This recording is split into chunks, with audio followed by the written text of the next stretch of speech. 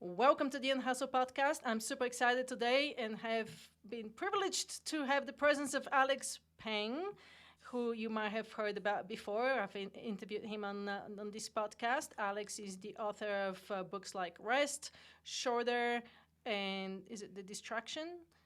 Distraction addiction. The Distraction Addiction. Yep. And then my new friend, Dr. Chris Lee, a neuroscientist who we stumbled upon each other's work. And I'm super excited to have a conversation with Chris, and Alex and I will co-host this conversation. So Chris, tell me a little bit about yourself. How did you get into neuroscience? Well, famous last words. Let me introduce myself. And thank you for throwing me softballs as the first question. I was on a podcast about a week and a half ago. And they said, I just want to start this off super gentle.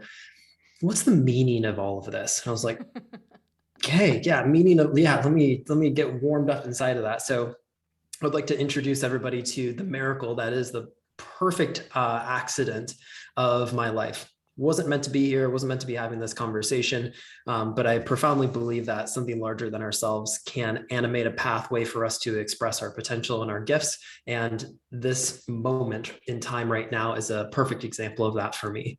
About 6 years ago now, I was in the midst of getting my doctorate, didn't have any really focus or anything specific, had the goal to get done by the age of 26. And I was going to have, the 2.4 kids, the 1.6 dog, the white picket fence, the 3-bedroom house. I was going to get that American dream and just, solidify that identity and make mom and dad real proud. And there was always this nagging agitation in the back of my mind. I call it white ceiling syndrome, where that gift inside of you that you're endowed and instilled with starts to say hey, share me, let's do this thing. I'm like, you're crazy. I'm getting a doctorate, sleep, suppress. So let me shove you back down under the bed with all my socks and underwear. So over time, if you keep suppressing that voice, it doesn't get quieter, it doesn't go away. It just goes, oh, let me find a backdoor way to express myself. You can't get rid of your gifts. And I'll say this time and time again, I'm a slow learner when it comes to existential expression. So over time, you get the whispers, then you get the screams, then you get the 2x4 to the back of the head. And I got the 2x4 to the back of the head. And the universe said hey, express, share this gift of yours. Didn't listen. And after 2x4 to the back of the head, there is the next step, which is black SUV. I got hit by a car, literally got hit by a car, threw me into the hospital. I was riding my bicycle, internal lacerations, a lot of physical damage done. Body was absolutely wrecked. I was placed on bed rest for what they said, 6 to 9 months will get you up and walking. And I was 22 at the time, right? As a young man, super great physical condition. So to be on bed rest, couldn't go to class, couldn't go to school. Every day that went by was just dread, right? So you watch everything on Netflix, you can only scroll through your phone so much. And at about day 7 of being stuck in bed and having my brother, who's also getting his doctorate, we were roommates, pick me up, take me into the shower. There's a level of humility inside of that I was not ready to experience at 22, to have my brother, bathe me. So all of that started to drip in. And about day 7, I started to experience what I know now was depression. And I was couldn't go anywhere, couldn't move my body. And the only thing that was there was that nagging voice of share your gift, and the existential loneliness that was me during the middle of the day. And at 22 years old, didn't quite have a lot of skill sets kind of built up to express or integrate or understand or learn those voices or to do anything practical with them. But all of that changed on day 14. So the next week that went by, the voices got louder, the self-criticism, the doubt, the shame, they all got louder. You should have done better. You should have looked both ways. The car blew a stop sign. I couldn't have done anything about it, but I always go back and relive those circumstances over and over and over and over again. And over time, that builds up PTSD, and I was starting to develop some of that now if I look retrospectively. On day 14, I get this phone call. Gentleman picks up the phone. I haven't talked to it. Old family friend from a couple of years ago, frantic. And we're going to call him Steve. And Steve picks up and I'm like, hey, are you still living at this apartment with your brother? I'm coming over to your house right now. It's an emergency. Got to come see you. Make sure your brother's home. I'll be there in about 25 minutes. I'll talk to you soon. And the dude hangs up the phone. I'm like, what the? Sure. Yeah. So I call my brother and call him, call the school, call my friends. I'm like, hey, remember Steve? He goes, Steve. Yeah. He said he's frantic, dude's manic and I can't get out of bed right now. And he said he's coming to the apartment. can you like come home? Like, and my brother is very strong, very protective individual. So he says, yep, don't worry about it. I'm coming home, make sure everything's good. And I hear my brother's truck pull up. And then I also hear Steven's truck pull up. And for whatever reason, something inside of me said, get out of bed. Hadn't got out of bed on my own. And if you've ever laid down for like 14 days in a row without help, you're pretty shaky when you get up. Like I felt everything in my back just like crack and snap, and like everything was tight. But I got myself up and I'm holding onto the wall, and I'm really shakily holding on to the door frame. And this is like one of the most vivid memories I've ever had in my life.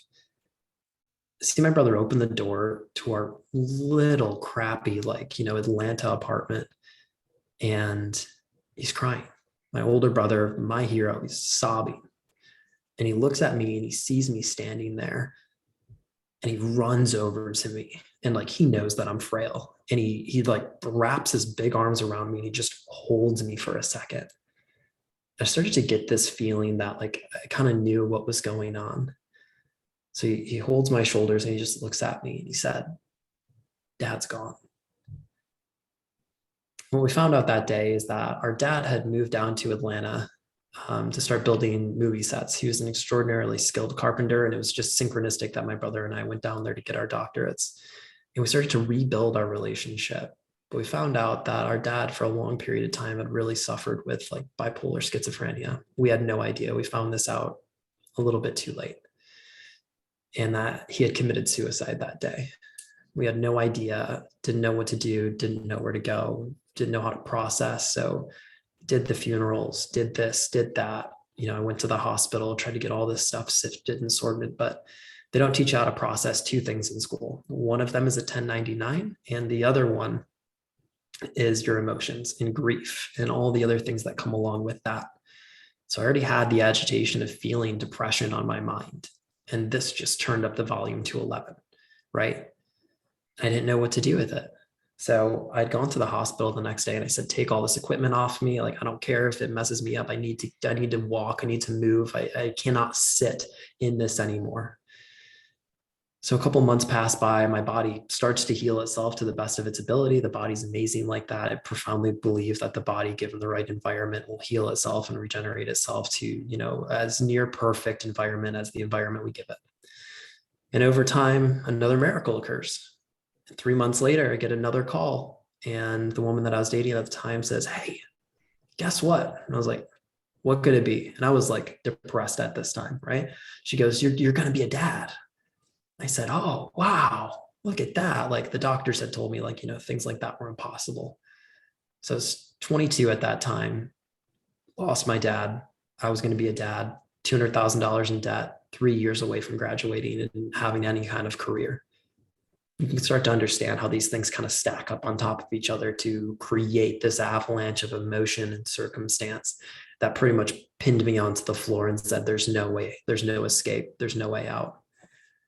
And then I started to get this idea, started to have this like realization that like, well, maybe there is a way out. Like, what if there was? Like, what if there was something different?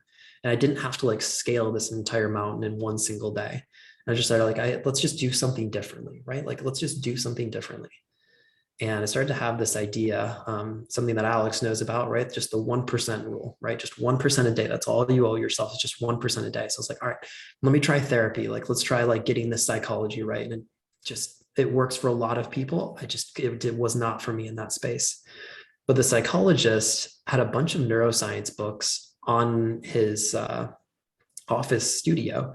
And I asked him one day, I'm like, do you mind if I borrow one of those books? Because my doctorate was unspecified, unspecific. So yeah, absolutely, take this. And inside of that book, it started talking about changing the environment that we're like cultivating our thoughts inside of. And it was a neuropsychology textbook. And I was like, man, for whatever reason, it's been 6 years since I like read that line, and it's just jarred into my head. If I take an absolutely perfect, organic, non-GMO seed and I throw it in the desert, doesn't matter how good the seed is, its expression potential is limited by its environment. And that was me right now. I had an internal mental environment that had the potential to express my gifts and my joy and everything else inside of it, but I was in the desert, right? Like, what if I could change the environment? What if I could change my brain state and really start to heal from a deep core level that I trusted, which was science at the time? And that's when I started to redirect my path into neuroscience. Like, great, how can I teach myself self-regulation? How can I teach myself emotional understanding, emotional integration, emotional intelligence, all the things that were these soft skills? But what if I could use neuroscience and biometrics and EEGs and SPECT scans as a platform to help other skeptical people that therapy might not have worked for to better grasp onto science until they get to that point where faith can take over and they can believe in something bigger and more profound for themselves. So fast forward, 6 years to where I am today. I've worked as a biometric consultant, as a neuroscience consultant all over the planet. I've facilitated individual and group meetings, served an audience of over 1 million people. And it's the most profound example that I've ever had in my own life of, if you make room for your gifts will make room to serve other people in a way that you might not ever be able to understand. So that's how I got to where I am today. Thank you, Chris. Thanks for sharing your story. I had chills when you were telling it. And so we are now coming out of a lot of trauma for a lot of people. It's been a couple of years. What practical advice would you give somebody to use the tools that you share with the world that makes sense to share in the next, few minutes, that they can change their environment so they can maybe get out of that trauma? Yeah. So if you go look out into the world of self-regulation, emotional regulation, neurological regulation, what regulation is really trying to do is to shift the brain state, to open up different areas of neural anatomy to actually have utility. So one of the first things that happens when we get perceptive stress or real physical stress is we turn down the frontal cortex, we turn down the ACC, areas that allow us to focus, right? And that's what's been happening over and over again through the evolution of technology and through the evolution of stress. And in the midst of a pandemic, uncertainty is stress. And if there's anything that's unprecedented times, well, that is uncertainty for the nervous system. So we have a lot of this hypoactivity inside of that frontal cortex. So a big part of self-regulation for a lot of people is just understanding, like, you can't see what you don't understand. So if we can start to better understand a platform for where we're currently at and start to use some of these self-regulation tools to turn on that neural real estate again, we're getting into the right state. So the practical how of what that is, I want to give as many tools as I possibly can. Your homework for anybody that's listening to this is take one of them, just one of them, and utilize it for 14 days. Don't try to take the entire bushel of apples. Don't try to take the entire toolbox. Just take one of them and just do it for a few moments every single day. The most simple one, the most silly one, the one that absolutely has changed so many lives, is before you go to bed at night or before you go into a mindfulness activity or just a few times a day, I want you to take some water. I want you to go to the bathroom and I want you to gargle that water.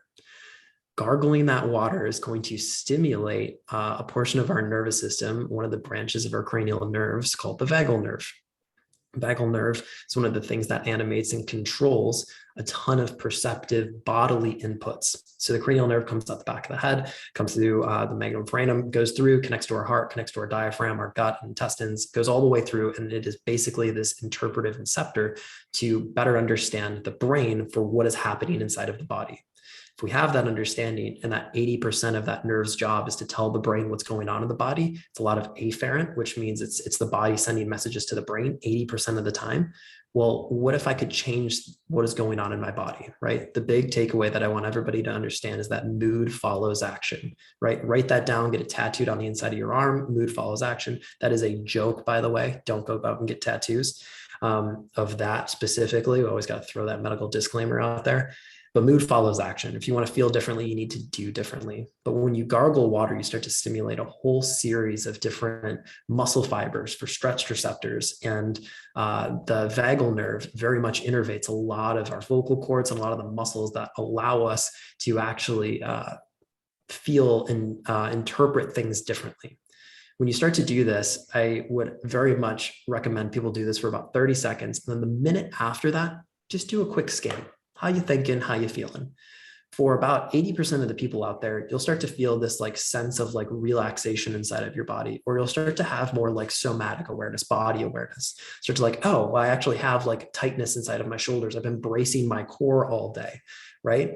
So you can start to build out an entire series of habits after that. Gargle a little water, 1 minute of self-reflection, see where there's any tightness, see if you can breathe into that tightness and let go of some of that tension, right? Trauma manifests as tension inside of the body. Body's trying to protect ourselves from either an invisible force or perceived physical danger. And this gets into some of Dr. Porges' work in polyvagal theory. So that's a really effective strategy for a lot of people. The other thing I want people to think about is what drives you into action.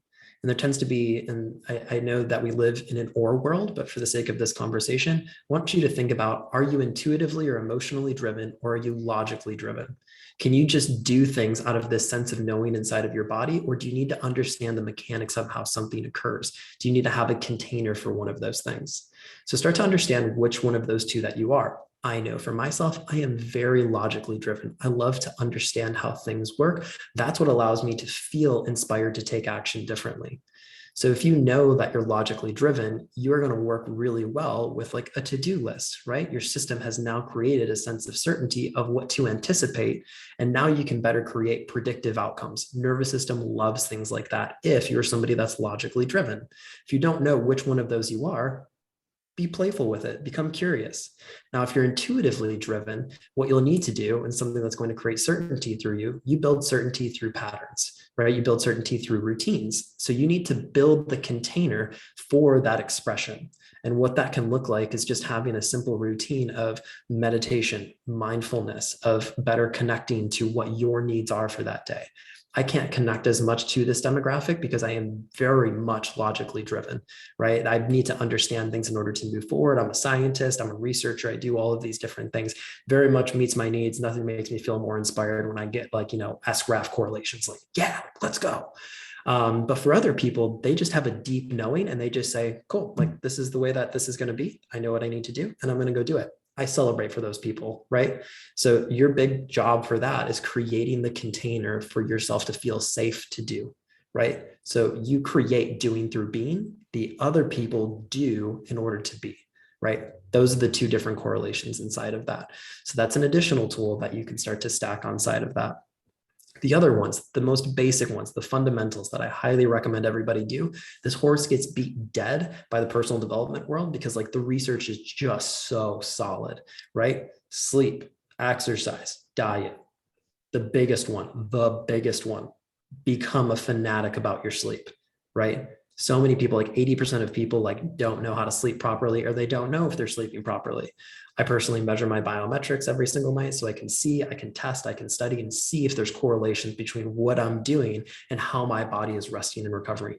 You can only perform to the level of your recovery. We see this time and time again in every single study. You can only perform to the level of your recovery. Well, if you're sleeping for 4 hours a night, your recovery is very poor and your performance is also going to be very poor. Perhaps you find flow states in that amount of stress and agitation. But again, the correlations between that being a sustainable practice is not there. These are the people that live inside of like these yo-yo states, right? Where it's like killing it and then it's like complete burnout and distraction, killing it and then complete burnout. And they tend to have more of a bipolar type of correlation with some of those things. So putting all these things together, I know that was a lot of different tools. Find one of those things and just become very accountable with yourself, or find a family friend to like start to do some of these things differently with. You can also start to play with social regulation and co-regulation inside of communities. Profoundly powerful. We have an entire cortex of our nervous system dedicated to socialization. Pandemic hasn't been really great for that, right? We're kind of all isolated, and that's not really great for the nervous system. We can see that in the United States. The worst thing that we do for people that are really bad is we put them in solitary confinement. They have deterioration of that area of their nervous system. Not good. So starting to find social groups that allow you to express the integrity of sharing, feeling safe, being vulnerable, all hard things to do that are learned skills over time.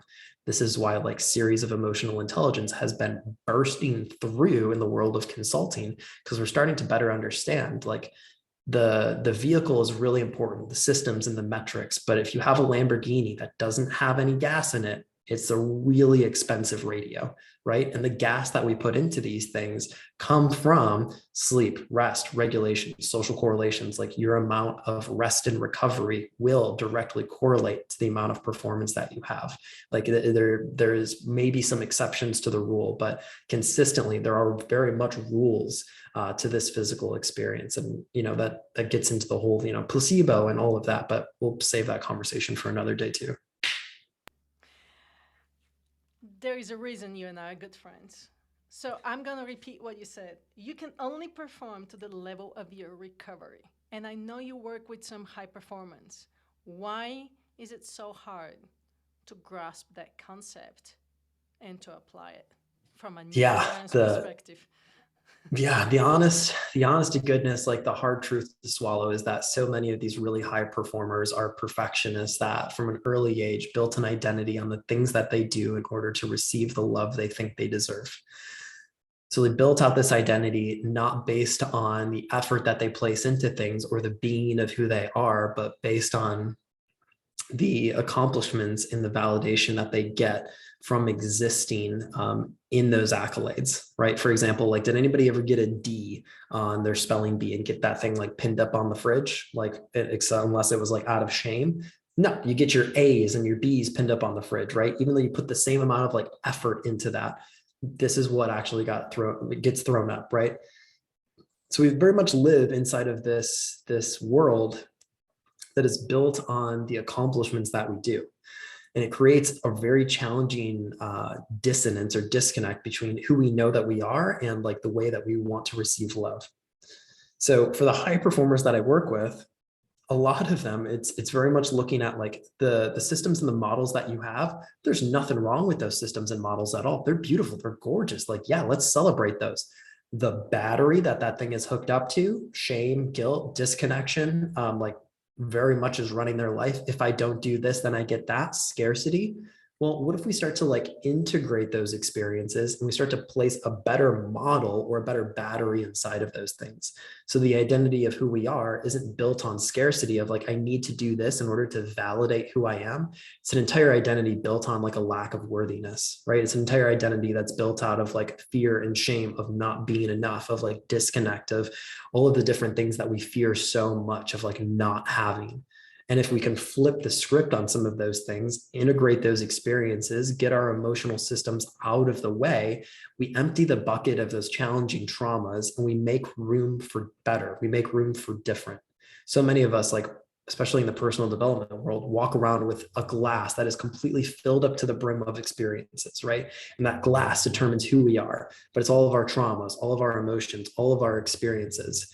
But what if instead of just carrying that experience around of who we are based on who we are not, right? The shame, the guilt, the agitation, and the identity of who we are, we start to process those emotions, right? What if we start to connect with people that allow us to not feel shame, to not feel guilt, to not say that you're not enough if you don't do, you're enough as you are right now inside of your being, which again is more of an idea that needs to be planted inside of a regulated nervous system. I say this quite a bit to my communities and to the people I work with. Affirmations for somebody with anxiety might as well be taking that perfect non-GMO organic seed and throwing it into the middle of the Pacific Ocean and expecting it to grow. Like, there is no way in heck that seed has an environment that'll support growth there. So if you want to do some of those more common, affirmations or personal development practices, first, let's make the space and the environment to actually culture and grow some of those things out with self-regulation, with starting to provide numbers to my high performers who are very skeptical. Like, great, you think you're performing well. How do you actually know, right? You might be doing a million things and like, do we have an idea of like what is actually like building success here? Like, are you doing 1,000 things that actually aren't important? And these are the people that can very easily scale from 0 to 7 figures. But it's like, great, going from 7 to 8 figures, that is a different monster, right? That is an entirely different ball of wax. And we need to better understand if you are going to be the vehicle to support that mission to that next phase, we got to start to better understand who you are, because you are what is behind that. You're going to be the vehicle, and you're no longer a Lamborghini, you're a bus, right? And I need you to transport this idea back and forth. But if you're constantly burnt out and doing this yo-yo, a 7-figure business is awesome, but we're going to plateau there and we're going to stay there. And you're going to constantly have the agitations of not enough, the self-sabotage patterns, the toxic attachment, these things running through and through again. Because the people that rise above or through or into those experiences, that feel the disconnect and feel that and then integrate that, they're the ones that have no problem with the breakthroughs, that continue to move through. And like, those are the people that you feel when they walk into a room.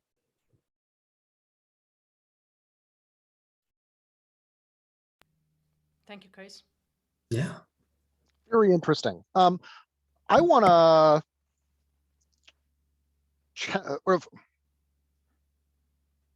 I've got a sort of question that is that has to do with the way in which we have been applying some of these insights in the workplace. And it seems to me that there is a way in which insights around sort of mindfulness, attention,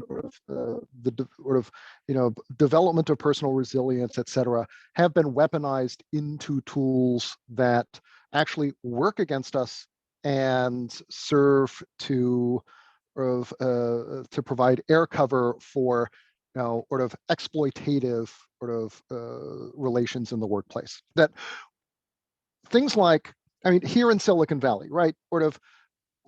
You can't throw a ball without hitting a company that has a mindfulness program or some kind of rhetoric about taking a breath and being in the moment, blah blah blah. Facebook's got yoga classes and sort of mindfulness groups, etc. And it seems to me that there are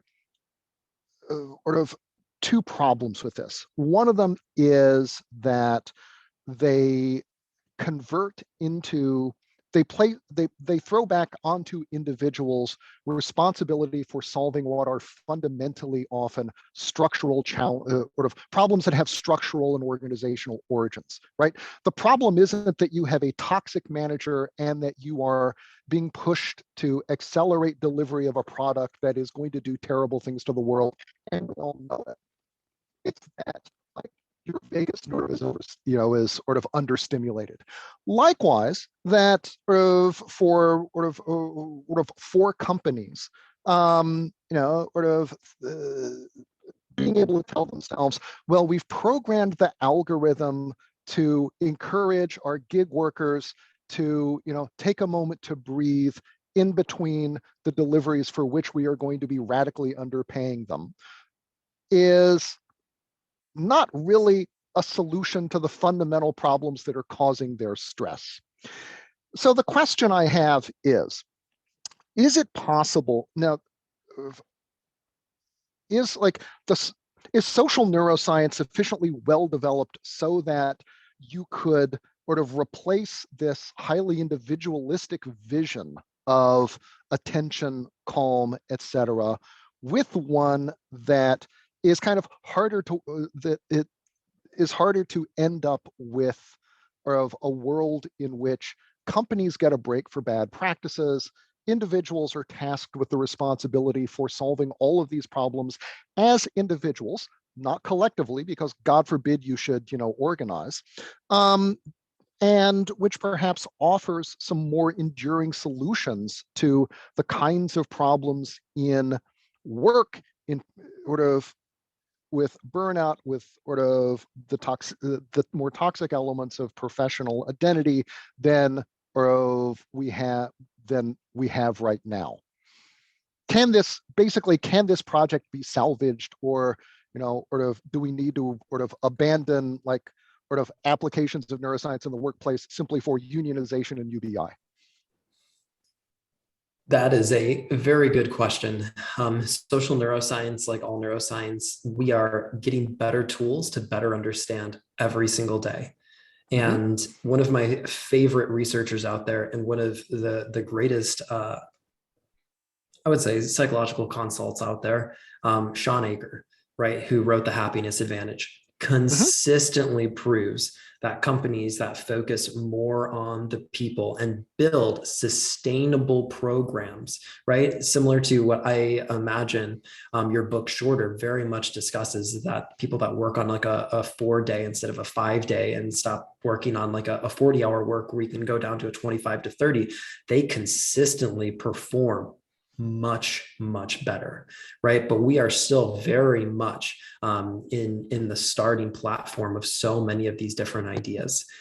But I think it's very exciting for myself to see some of those platforms and some of these studies being shared, and also being published in these P1 journals, right? Like some of those studies that are coming out of Nature and Cell, and like, you know, the very top journals that are out there are publishing these studies for us to better understand that we need to stop placing pressure, all of the pressure, on a individual, and start placing it back on the organization and the infrastructure of what is going on.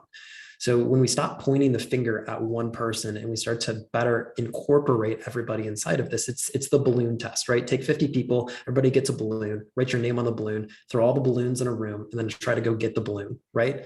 The teams that do this in less than 5 minutes, which is less than like 3% of people that actually do this, 4 or 5 people show up and they are like, great, we're going to need leaders to surface up inside of this. And these leaders better delegate out tasks, right? So what ends up happening inside of that is 4 or 5 leaders start to read off balloon names, right? And inside of that, you can read off balloon names and find the individual. This is better organizational psychology as far as I am concerned, right? Where you can start to look at the integrity of these systems and say, okay, when good, sustainable leaders arise, it is not me with my single task. It is a leader that's facilitating us through these challenges together. I love studies like that. And then, oh, great, now everybody has this delegated out, and now we have utility as a collective unit again, right? If you have 4 doors, 4 wheels, an engine, and a frame all put together with a transmission, but it's not all integrity, or it doesn't have the integrity to like work together, you're going to break down, right? And this is what a lot of these bigger businesses are starting to find out. This is why places like Facebook are trying to do this. Can they be salvaged? I am not sure. They're trying their absolute due diligence. Smaller companies, though, which are starting to increase more and more, teams of like, 5 to 15 that are starting to build up these entrepreneur units. And we're seeing this, especially through the pandemic. People are leaving their jobs and they're starting entrepreneur work of the same thing.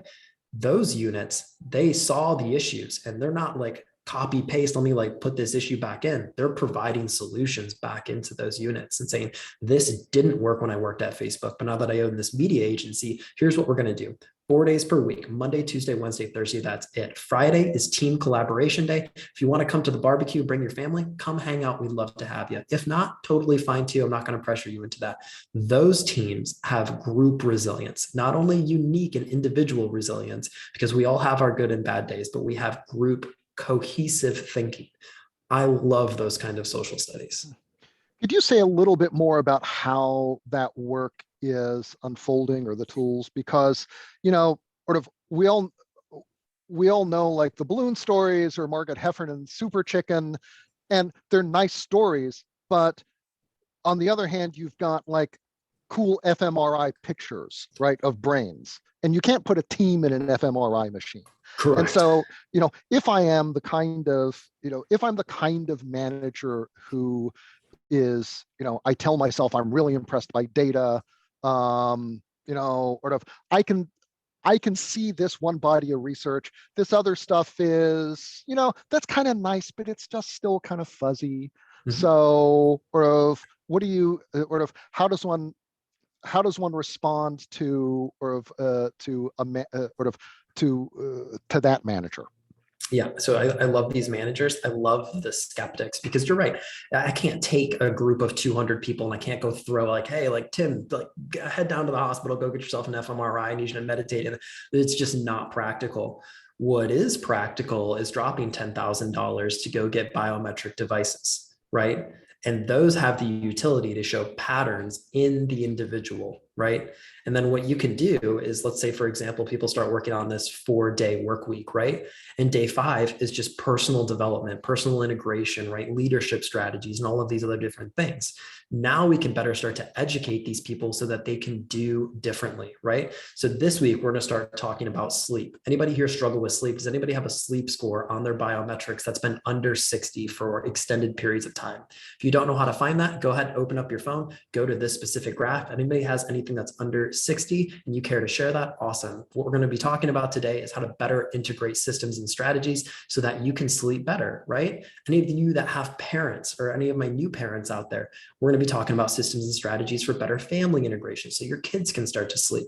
That actually is scalable, right? Because it's down to an individual level. And instead of teaching people what to think about their health, we're teaching them how to think differently, right? We're teaching them how to migrate, better understand their biometrics. They don't have to wear it for forever if that's not their song and dance, but especially for our managers, our CEOs that are out there are like, okay, like, yeah, emotional intelligence seems important. Why don't I just bring in, a meditation instructor that, went to India and did yoga for 2 years, got a certification. Why don't I just bring them in for the sake of it, right? Well, you can't. That is definitely an option. But if you're very much a data-driven company, why don't we let that integrity shift and move over into the way that you take care of your clients too? Why don't you bring in a team for 6 months to start to re-educate people about their health, wellness, mental health, identity from a real foundational level, right? So you go from building up sleep, diet, exercise, and then we go to the next level. How do we teach mental regulation? Awesome. How do we teach emotional regulation? And then how do we correlate those two? So how does mental affect physical? How does physical affect emotional? And then we can continue to build bridges. That's the way the nervous system learns, is through associated patterns, right? Take an idea, build it with an experience, and then we create a solidified memory. If you do that for a long enough period of time, or the memory or the experience is intense enough, that now becomes a belief system that we can take very easy action upon. So if you can create deep learning processes like that, these companies will rapidly transform. And we can see that. I mean, if you go look at some of the work that Sean's been doing with some of these larger companies, man, he's making changes, right? He's not measuring biometrics and things like that, like I've been doing with some of my companies, but he easily can go in and go wow, these people are just happier, and look at the performance output, look at the sick days, look at the mental health drops. There's for sure correlations in that data. Those are the things that make me very excited, and that's typically what I go share with those managers as well. Chris and Alex, thank you for that discussion. Just playing devil's advocate here, part of me, when I start hearing companies measuring biometric data for employees, I start to get nervous. Yep, I agree. I think there is a fine line we're walking, and I can appreciate people wanting to improve their well-being, but at the same time, we're invading on some very personal data. So typically what I'll have the conversation with these companies is that you're providing an optional service and you agree, my consulting contract is very clear, you will not harvest data, you don't have access to it, right? We don't put this through your fourth party aperture that allows you to read all of this data. You're bringing me in as a consultant, and the option for biometrics is genuinely optional, right? So that you cannot harvest data and say oh wow, looks like Susie, she's had depression for 6 months after she had that baby. We should probably, start to see how we can phase her out, because that's some dog shit, right? And I don't know about anybody else here. I've very unfortunately seen mothers affected with postpartum depression and had that occur to them. And it is devastating, right? And it is wrong. And it's HIPAA violation. It's all of those different things. So HIPAA very much will protect the integrity of a lot of this. And collecting that data and harvesting some of that. I mean, Facebook has been trying to do that for periods of time and with not great success, as you can see. Amazon tries to do that, take your 15-minute break or whatever that is. And they have the highest turnover of any company on the planet, not working really well, Jeff. But these smaller systems don't have to share your data. This is just a tool to better understand where you're at. If you want private consulting or private coaching, that is also available to you. These sessions are not recorded. You are not required to share any of that. It puts the power back into the individual. And once the individual understands better, you are strengthening the chains of the block of that company, right? That level of integrity, like that's placing power back into the people for their health, wellness, emotional integration, social standing. And that's where I find a tremendous amount of success. Thank you for that. Go ahead, Alex. Unfortunately, companies respond to costly more reliably than they respond to wrong. So, if the HIPAA violation is a fine, but it means that as a manager, I make my bonus and I can buy my third vacation house. Your career is a sacrifice I'm willing to make for that. Oh, yeah, you see that constantly. Now, what about, let's say, I'm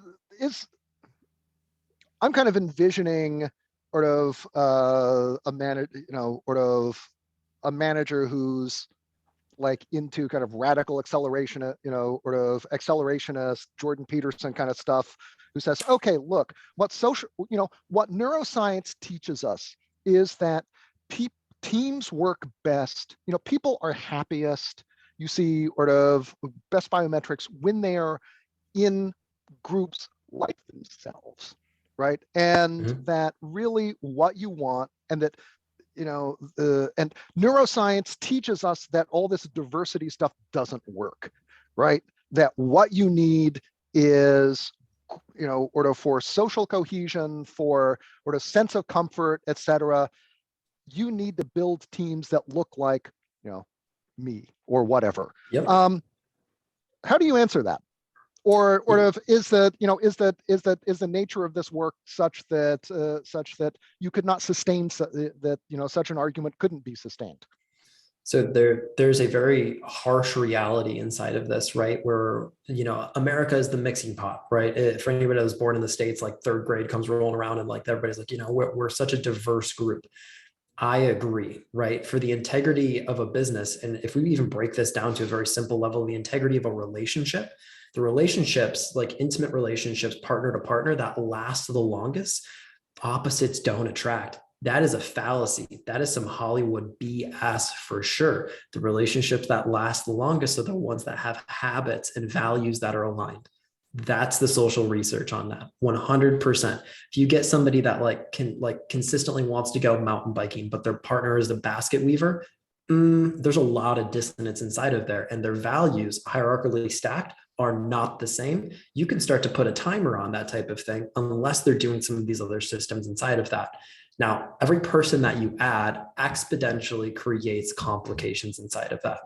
So the conversation that I typically have, like, okay, we have a very diverse group of people, and I want to start to like organize them into better utilization. So we have better like groupthink or group flow or communitas. If you start to get into Stephen Kotler's work around flow psychology.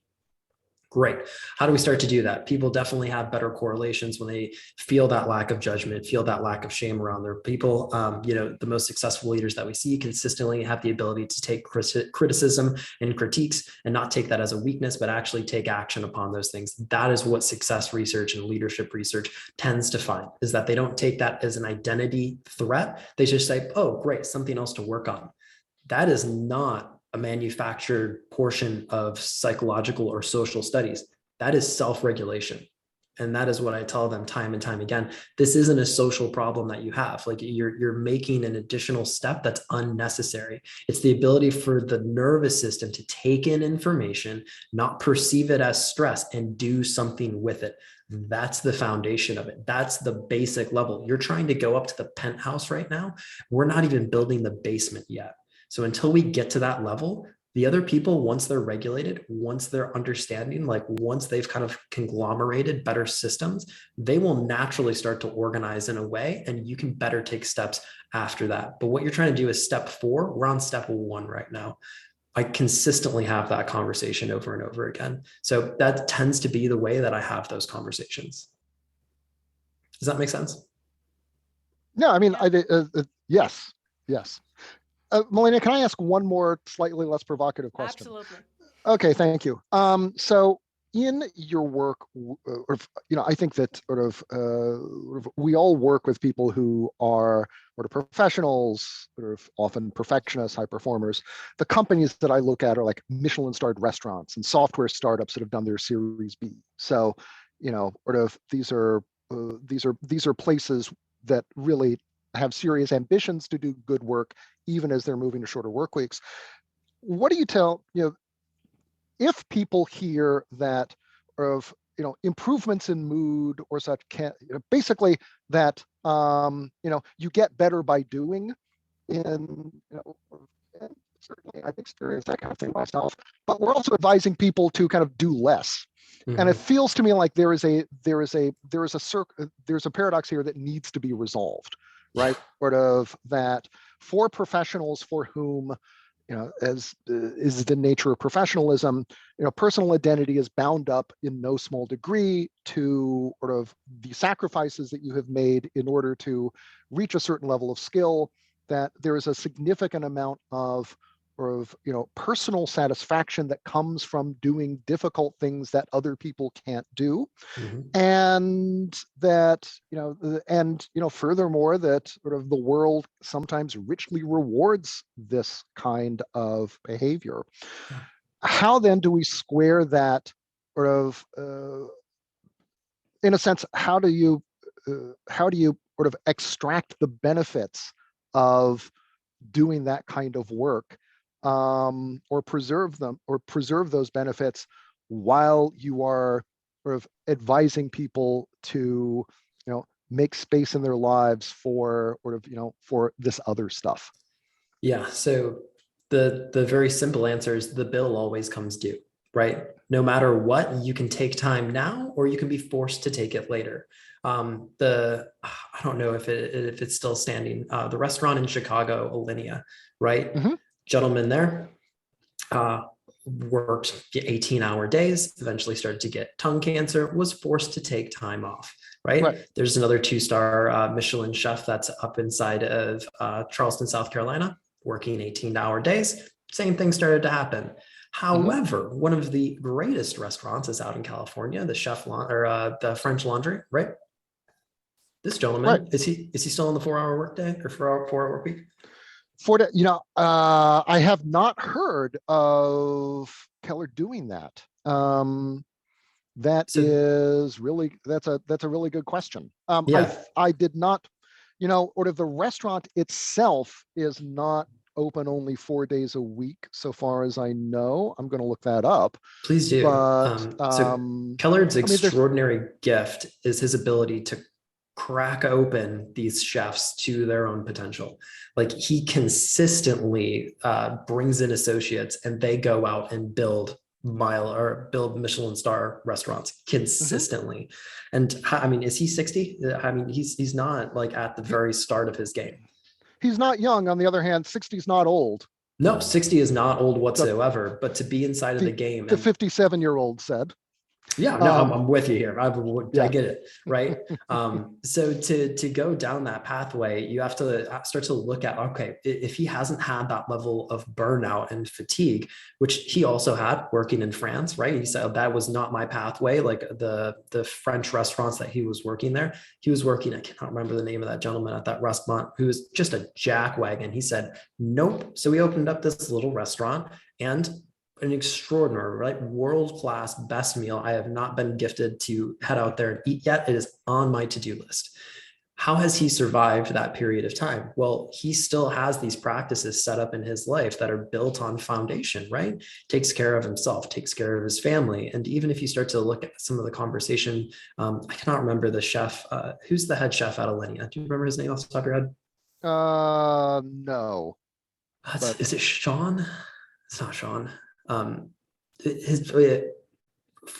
gentleman, that head chef there, very much had a very open, vulnerable, safe connection with Keller that was at the French Laundry, right? They had a very open relationship inside of that. He was teaching him how to do some of these organizational skills and teach self-regulation at the same time. We obviously haven't shoved both of those gentlemen into fMRIs, or we haven't done biometric studies on that, but the longevity of both of their careers after they both reach that point, the bill comes due. So you can pay it every single day. At the end of the day, you can prevent and you can create better sustainable platforms now. No matter what, it's now or it's later. If you do it later, don't listen to the whispers now, you're forced to listen to the screams, right?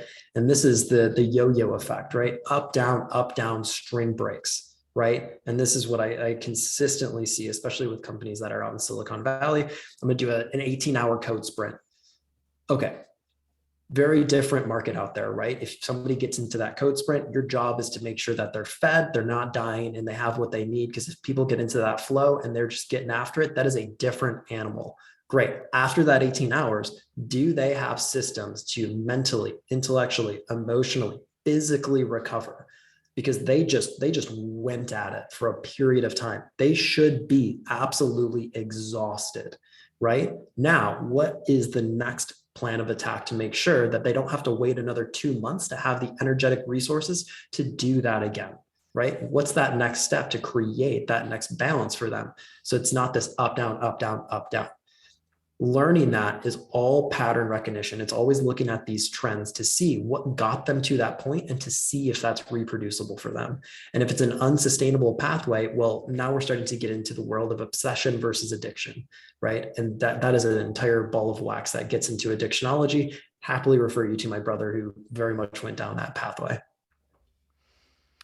And I would say that some people think, oh, I can do it now while I'm still young and I have the energy. And I just mentored 12 startup founders for Techstars. 2 of them already burned out. One of them is 23-year-old, put himself in a hospital drinking Monster energy drinks for weeks at a time without sleeping. So it's not an age thing. No.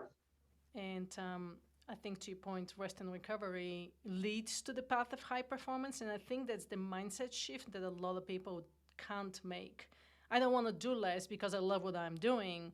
Mm-hmm. But in reality, when you do a little bit less, when you find that balance, when you take care of yourself, you can achieve more. And I think the work of Alex Peng and the 4-day work week and 5-hour workday and flow state, all of these things lead to the same conclusion. You can get more done in less time. Yep. And I mean, the research is very clear on that, right? And for some people, they read the research and say, like, I'm the exception. I love reading research and I say, I am the average. The chances of this occurring to me are really, really high. If you love what you do so much, you want to do it till the day you die.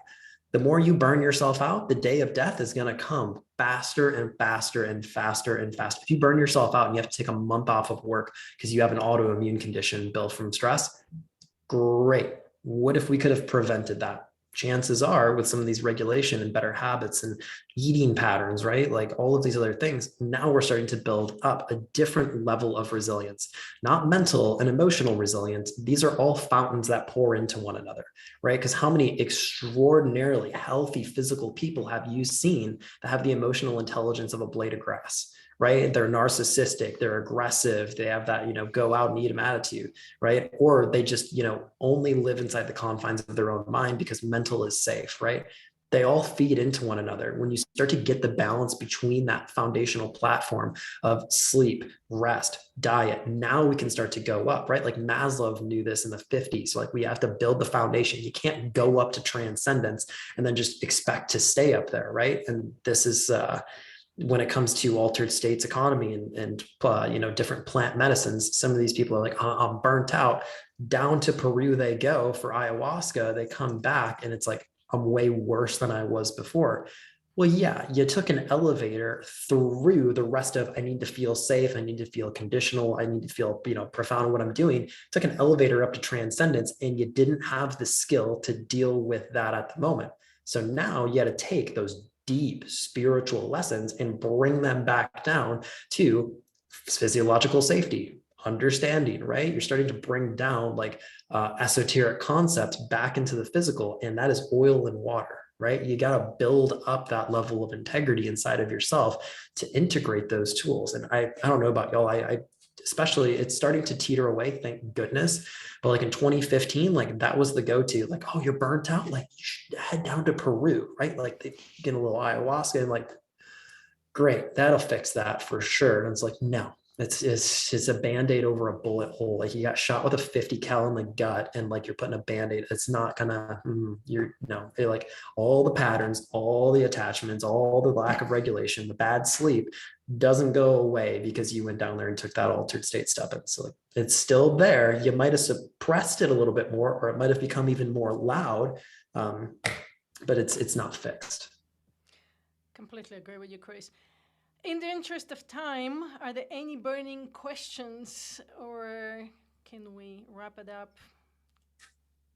Good. Alex, do you mind if I ask you a question? Sure, go ahead.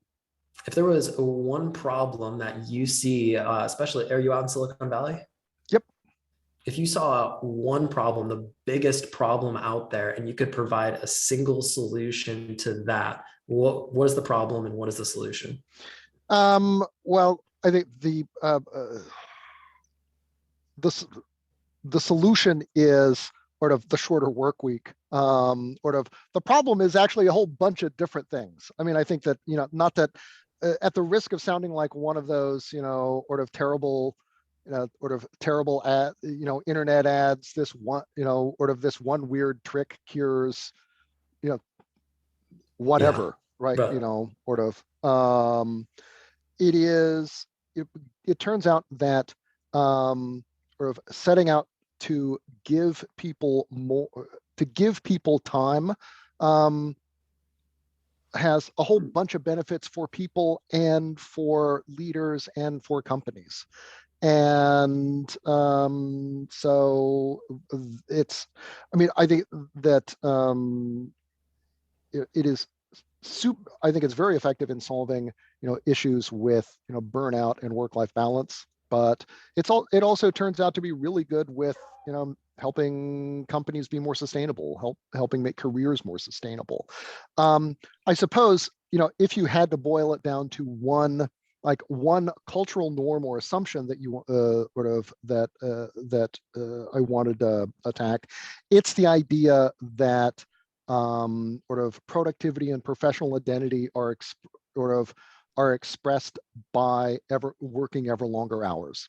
That, if you can push back against that, there are a bunch of good things you are able to do. So you're going to get torches and pitchforks for that. Yeah. Oh yeah, no, I know. I mean, Silicon Valley is a place still where you can rethink absolutely everything, right?